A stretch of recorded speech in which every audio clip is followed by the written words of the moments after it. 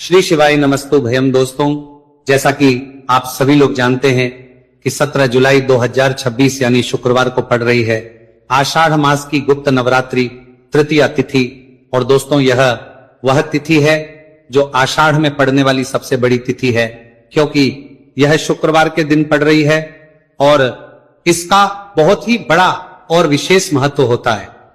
पूज्य गुरु जी ने कहा है कि अगर कभी भी मौका लग जाए और आषाढ़ मास की गुप्त नवरात्रि तृतीया तिथि शुक्रवार को पड़ जाए तो आप लोगों को एक छुटकी काला तिल वाला उपाय तो अवश्य ही करना चाहिए।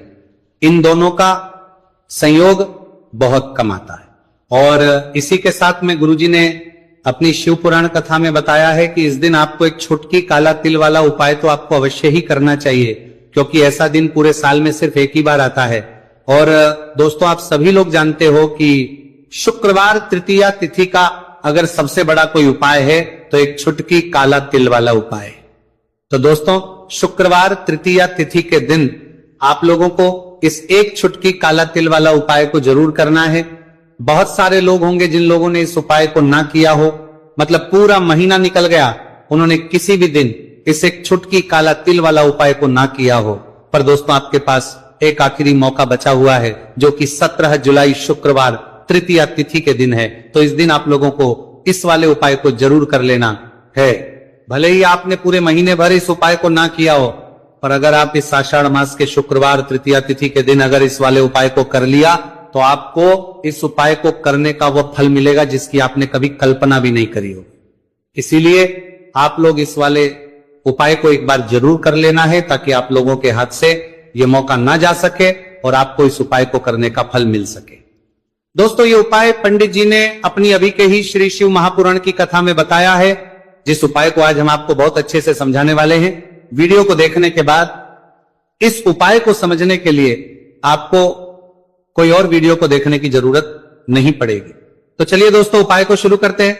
देखिए, ये इस आषाढ़ मास के शुक्रवार तृतीया तिथि के दिन ये इतना खास होता है, इतना महत्वपूर्ण होता है। देखा गया है कभी कभी बड़े बड़े पूजा पाठ अनुष्ठान से जो मनोकामना पूर्ण नहीं होते, वह आषाढ़ मास के शुक्रवार तृतीया तिथि के दिन एक छोटे से उपाय करने से ही आपकी मनोकामना पूर्ण हो जाती है। और बहुत सारे लोगों ने इस उपाय को किया भी है और उनको इसको करने का फल भी जरूर मिला है। अगर आप लोग भी इस उपाय को करना चाहते हैं तो आप इस उपाय को पहले अच्छे से समझ लेना, सुन लेना, उसके बाद करना। आपको इस उपाय का फल जरूर मिलेगा।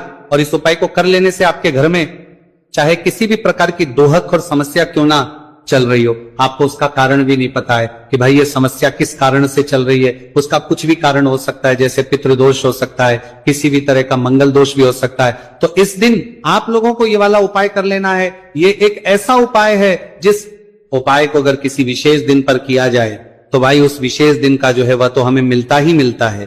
पर हमने उस दिन पर इस उपाय को किया है तो हमें उससे भी बड़ा फल मिलता है, और फल बहुत जल्दी मिलता है, क्योंकि आप इस उपाय को बहुत ही बड़े और विशेष दिन पर कर रहे हो।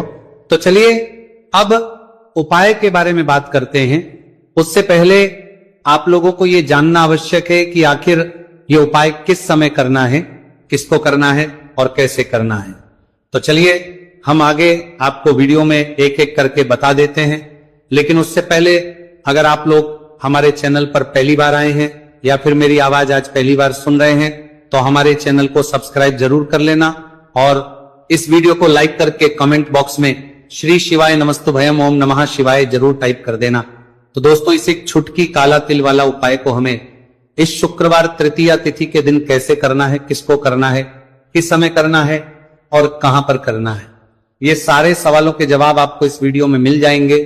और जो ये वीडियो देखेगा भाई, उसको एक छुटकी काला तिल वाला उपाय जरूर करना चाहिए, क्योंकि इस दिन एक छुटकी काला तिल का भी बहुत ही बड़ा और विशेष महत्व होता है। और जब बात आ जाए एक छुटकी काला तिल वाला उपाय की, तो ये सोने पर वाली बात हो जाती है और ये एक बहुत ही बड़ा उपाय हो जाता है इस शुक्रवार तृतीया तिथि का। तो अब दोस्तों, इस एक छुटकी काला तिल वाला उपाय को आखिर करना किसको है, सबसे पहले हम लोग वो बात जान लेते हैं। तो देखो, घर की जो बड़ी माताएं बहनें होती हैं, उन माताओं बहनों में से कोई भी एक बड़ी माता बहन इस वाले उपाय को कर सकती है।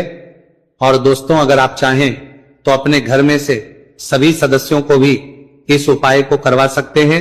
अगर किसी व्यक्ति की खुद की कोई मनोकामना है, खुद की कोई दुख और परेशानी है जो कि वह अपने लिए ही करना चाहता है, इस वाले उपाय को तो वह खुद अपने लिए भी कर सकता है। बाकी अगर कोई घर में से ऐसा है जो कि अपने पूरे घर परिवार की सुख और शांति के लिए ये वाला उपाय करना चाहता है, तो भाई वो भी कर सकता है, उसमें भी कोई दिक्कत वाली बात नहीं है।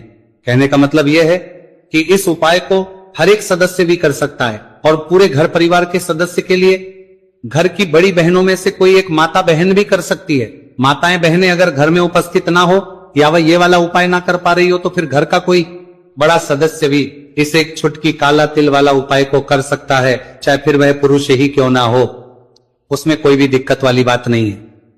अब दोस्तों, जो अगला प्रश्न निकल कर आता है वह यह आता है इस उपाय को लेकर कि आखिर इस उपाय को हमें किस समय करना है, सुबह के समय करना है कि शाम के समय करना है। तो देखो, इस वाले उपाय को आप लोग सुबह भी कर सकते हो और शाम के समय प्रदोष काल में भी कर सकते हो। अब अगर आप पूछो कि भाई सबसे उत्तम समय कौन सा रहेगा इस एक छुटकी काला तिल वाला उपाय को करने का, तो हम आपसे बस यही कहेंगे कि इस उपाय को आप सुबह के समय करेंगे तो ज्यादा बेहतर होगा। बाकी अगर प्रदोष काल शाम के समय भी करेंगे तो भी अच्छा होगा, उसमें कोई भी दिक्कत वाली बात नहीं है। तो अब दोस्तों, जो अगली सबसे बड़ी और महत्वपूर्ण बात आती है वो ये आती है कि सुबह अगर हम उपाय को करेंगे तो हमें कितने बजे से लेकर कितने बजे तक के बीच में करना है, और शाम के समय प्रदोष काल में करेंगे तो हमें कितने बजे से लेकर कितने बजे के बीच में करना है। तो देखो, सुबह जितनी जल्दी हो सके आप उपाय को करने की कोशिश करना। बाकी अगर किसी कारणवश लेट भी हो जाओ, थोड़ी देर भी हो जाए, तो 10 या 11 बजे तक भी आप उपाय कर लेना, पर 12 बजे से ज्यादा देरी ना हो। ठीक है, इस बात का ध्यान रखना। उसके बाद में दोस्तों, अगर के समय प्रदोष काल की बात करें, प्रदोष काल का जो समय होता है वो शाम के 6 बजे से शुरू हो जाता है। मतलब शाम के 6 बजे से लेकर 7 बजे के बीच का जो समय होता है, यह समय प्रदोष काल का समय होता है। तो आप इस उपाय को 7 या 8 बजे के बीच में भी कर सकते हो। मतलब शाम के 6 बजे से रात 8 बजे के बीच में आप कभी भी इस वाले उपाय को कर सकते हो, उसमें कोई भी दिक्कत वाली बात नहीं है। देखिए, आज के इस पूरे वीडियो में हम आपको 3 चमत्कारिक उपाय बताने वाले हैं। ये तीनों ही उपाय बहुत खास और बहुत ही विशेष होने वाले हैं। तो चलिए दोस्तों, जान लेते हैं गुरुजी द्वारा बताए गए पहले उपाय के बारे में। देखिए, यह उपाय आपको अपने परिवार के लिए करना है। यदि आप चाहते हैं कि आपका परिवार का प्रत्येक सदस्य तरक्की करे, उन्हें हर कार्य में सफलता की प्राप्ति हो, तो आपको यह उपाय करना है। तो देखिए, इस उपाय को करने के लिए आपको एक आटे का दीपक लेना है। आपको अपने ही घर पर एक एक आटे का दीपक प्रकार से तैयार कर लेना है। अब देखिए दोस्तों, इस प्रकार से आटे का दीपक तैयार करने के बाद इसी के साथ में आपको एक चुटकी हल्दी भी लेनी होगी। अब ये दोनों ही सामग्रियां लेकर के आपको पहुंच जाना है अपने ही घर में तुलसी जी के पौधे के पास में। देखिए, कई लोग कमेंट करके पूछ रहे हैं कि क्या हम तुलसी जी के पौधे के वहां पर, हमारे घर में जो तुलसी जी का पौधा है वह सूख चुका है, तो वहां पर भी इस उपाय को कर सकते हैं। तो हाँ, बिल्कुल आप इस उपाय को, जो आपके घर में तुलसी जी का पौधा है वहीं पर आपको यह उपाय करना है। देखिए, सबसे पहले तो आपको ये जो उपाय है सूर्यास्त के बाद, यानी कि रात्रि के समय में ही करना होगा। अब देखिए, सबसे पहले आपके पास जो एक छुटकी हल्दी है उसे आपको तुलसी जी के पौधे में डाल देना है। अब देखिए, आप जो एक आटे का दीपक लेकर के आए हैं, सबसे पहले तो आपको उसे तुलसी जी के पौधे के पास में रखना है, और तुलसी जी पौधे के पास में रखने के बाद इस दीपक में हमें शुद्ध घी का प्रयोग करना है, और इसी दीपक में हमें गोल रूप की बाती का प्रयोग करना है, क्योंकि ये जो दीपक है विशेषकर हम हरि विष्णु नारायण के नाम से लगा रहे हैं। अब इस दीपक को आपको प्रज्वलित कर देना है और आपको भगवान विष्णु से, माता तुलसी से प्रार्थना करनी है कि हमारे घर में परिवार का प्रत्यक्ष सदस्य तरक्की करे, उसे अपने हर कार्य में सफलता की प्राप्ति हो, पूरा परिवार खुश रहे। हे भगवान नारायण, आप हमारे परिवार की रक्षा करना। अब देखिए, दीपक को प्रज्वलित करने के बाद आपको तुलसी जी के पौधे के नीचे यदि तुलसी जी का पत्ता गिरा हुआ पड़ा है तो उसे आपको उठा लेना है। आपको ध्यान रखना है, तुलसी जी के पौधे से पत्ता तोड़ना नहीं है, नीचे गिरा हुआ है तो उसे आपको उठा लेना है। अब देखिए, आपके घर में भगवान विष्णु की, भगवान श्री राम की या फिर भगवान श्री कृष्ण की यानी कि श्री विष्णु के किसी भी अवतार की प्रतिमा लगी हुई है, तो वहां पर आपको जाना है और आपको थोड़ी सी चीनी या फिर मिश्री आपके घर में हो तो उनका भोग आपको भगवान विष्णु के सामने लगाना है। और जो आप तुलसी जी का पत्ता लेकर के आए हैं उसे भी आपको उसी भोग में डाल देना है। अब देखिए थोड़ी सी देर इस भोग को वहीं पर रखे रहने देना है और फिर इस भोग को आपको अपने घर के परिवार के प्रत्येक सदस्य को प्रसाद स्वरूप प्रदान करना है। यकीन, इस उपाय को करने से आपके परिवार का प्रत्येक सदस्य हमेशा तरक्की पर रहता है और आपके परिवार में हमेशा खुशियां बनी रहती हैं। तो इस प्रकार से आपको पहला उपाय कर लेना है। अब हम जानते हैं दूसरे उपाय के बारे में। देखिए ये जो उपाय है विशेषकर धन की प्राप्ति के लिए है, मां लक्ष्मी को प्रसन्न करने के लिए है और विशेषकर शुक्रवार तृतीया तिथि की रात्रि में ही आपको ये उपाय करना है। देखिए सामने आपको एक दीपक दिखाया जा रहा है, तो आपको एक दीपक लेना है। दीपक आप मिट्टी का भी ले सकते हैं, आटे का भी ले सकते हैं।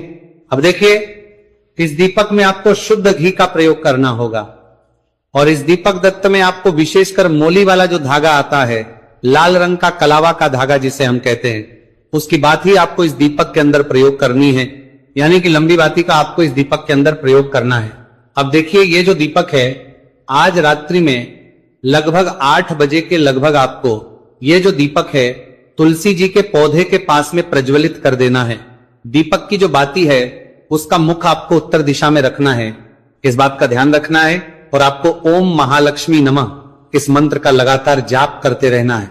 देखिए इस मंत्र का आपको 11 बार या फिर 108 बार जाप करने के बाद तुलसी जी के पौधे के नीचे से थोड़ी सी मिट्टी उठानी है। देखिए आपको पता है कि अभी आषाढ़ के पवित्र दिन चल रहे हैं और आषाढ़ मास के दिनों में यदि आप शुक्रवार तृतीया तिथि के दिन तुलसी जी की मिट्टी रात्रि के समय में लेते हैं तो इससे आपके जीवन के जो सारे संकट है वो समाप्त होते हैं। अब देखिए आपको 1 गिलास लेना है, उसमें आपको जल भरना है और जो आपने तुलसी जी की मिट्टी ली है सबसे पहले तो उसे आपको उसे गिलास के अंदर डाल है और इसी के साथ में आपको 1 चुटकी हल्दी भी उस पात्र के अंदर डालनी है। अब देखिए इस जल का छिड़काव आपको अपने पूरे घर में करना है। देखिए जल का छिड़काव आपको अपने घर के प्रत्येक कोने में करना है, मुख्य द्वार पर करना है, प्रत्येक कमरे में करना है। केवल अशुद्ध स्थानों को आपको छोड़ना है, बाकी आपको प्रत्येक कोने में प्रत्येक कमरे में जहां आप धन रखते हैं, चाहे रसोई घर हो, वहां पर आपको इस जल का छिड़काव करना है।